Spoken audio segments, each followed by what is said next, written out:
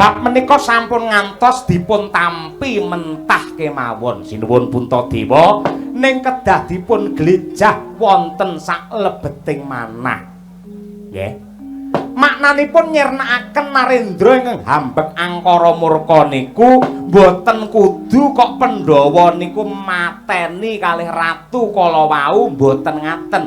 ning ingkang dipun sirnakaken menika hambekipun utawi bebudenipun ingkang ngumbar dumateng kamurkan.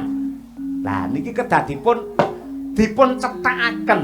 ingkang dipun sirnakaken ingkang dipun sirep menika mboten kok menungsanipun lajeng dipun pejahi niku mboten ning ingkang dipun sirep ingkang dipun kendhaleni tumindakipun ingkang awon kanthi cara Pandhawa ngelikaken ratu kala wau supados enget dumateng Purwadaksina mboten kudu sampean mateni kalih ratu ampun nganti sesaji sing suci niki manglepeti kalih getih ratu kala wau sinuwun